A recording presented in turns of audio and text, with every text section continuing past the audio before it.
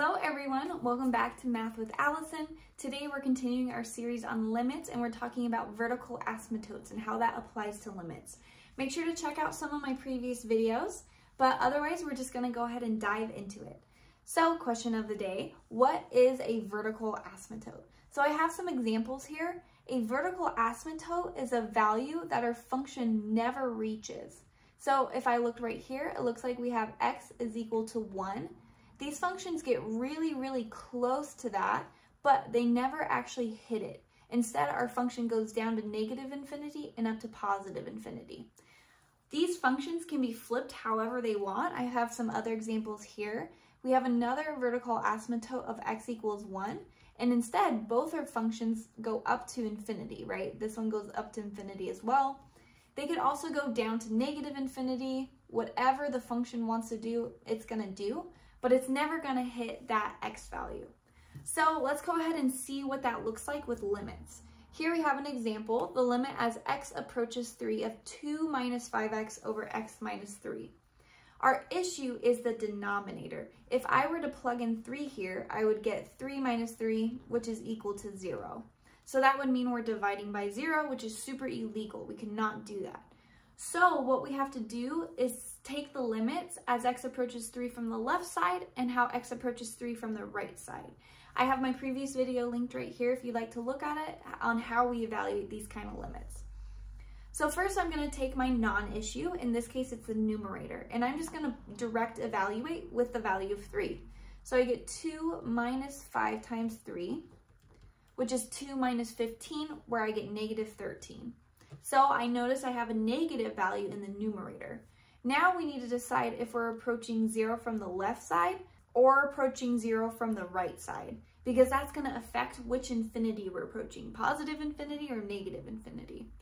So I'm going to choose a number super close to 3, but just on the left side. In this case, I'm going to choose 2.9.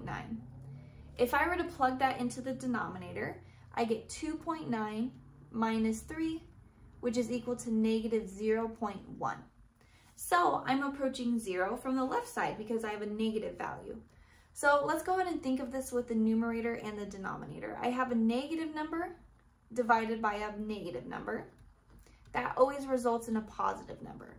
So that means this one-sided limit is going to approach positive infinity. Let's go ahead and look at it from the other side. Here, my numerator is not going to change at all. I'm still approaching negative 13. But when I choose a number just to the right of 3, I'm going to choose 3.1.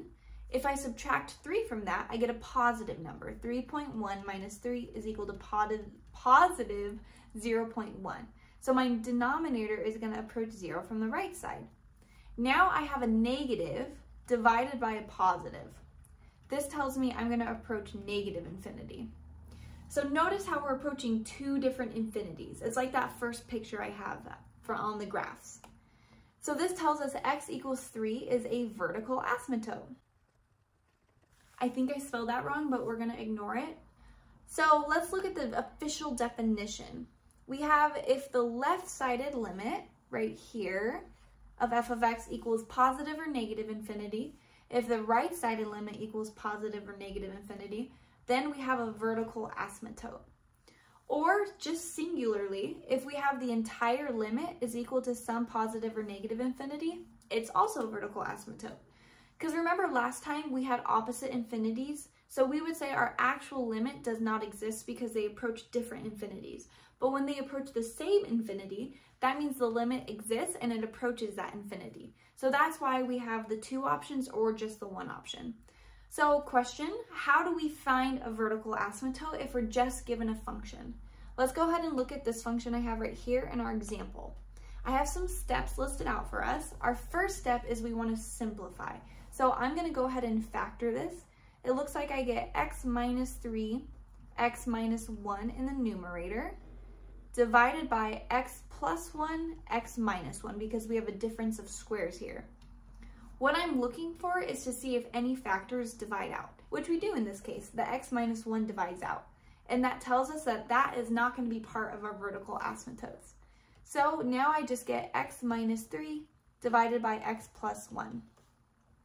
Our second step is to set the denominator equal to 0, because those are going to be our illegal values.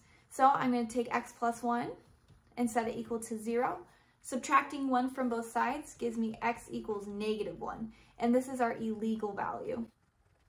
So now we need to show that this is a vertical asymptote. We need to show that either the entire limit approaches positive or negative infinity, or our one-sided limits approach opposite infinities. So let's go ahead and, I'm going to go ahead and write that out. So first I'm going to take my non-issue, which is the numerator, and I'm just going to use direct substitution to plug in -1. So in the numerator, I get -1 minus 3, which is equal to -4. So I have a negative value in my numerator. Let's go ahead and look at the denominator. I'm going to choose a number just to the left of -1, so I'll choose -1.1. Now think about it with the denominator. If I add 1 to that, I get -0.1. which tells me my denominator is going to approach 0 from the left side.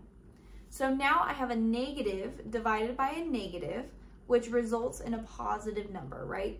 So I know this limit is going to approach positive infinity. I'm going to go ahead and do that same process for our next limit.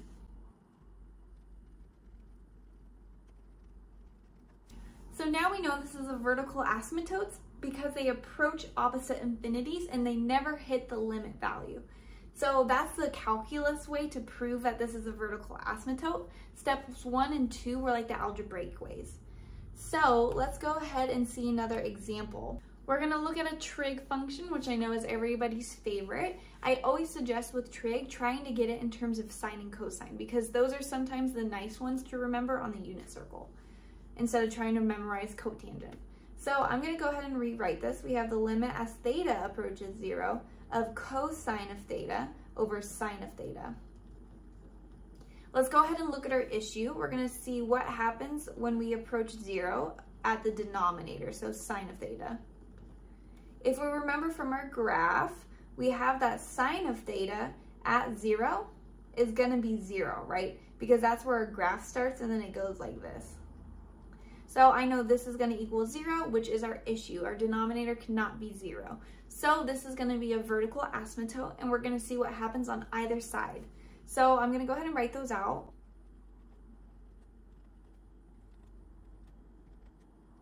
So first I'm going to look at my unproblematic numerator. What happens when I approach 0 from the left side of cosine? I'm going to use direct substitution, and I know this value approaches 1. And I remember that from the graph because cosine actually starts at 1 and then it goes down at pi over 2, kind of like that. So let's go ahead and also use the graph to see what our denominator is doing. When I'm approaching 0 from the right side, sine is going like this, right? So that means I'm going to be in the negative area because I'm below the x-axis. So I'm going to be approaching 0 from the left. Positive divided by a negative results in a negative infinity. I'm going to follow that same process for the second limit. I know my numerator is approaching 1, and sine of theta, when we're approaching from the right side here on the graph, now we're in the positive area. We're above the x-axis. So now I'm approaching 0 from the right side. I get a positive divided by a positive is going to result in positive infinity. So I have two different infinities, which means my actual limit is going to not exist. So the limit as theta approaches 0 of cotangent theta does not exist because we have a vertical asymptotes that approaches different infinities like that. So our actual limit does not exist, but that means 0 is still a vertical asymptote. So that's all I have for us today on vertical asymptotes. I hope you all enjoyed the video. If you did, please leave a thumbs up and comment other videos, topics, or problems you'd like to see done. Thanks for watching.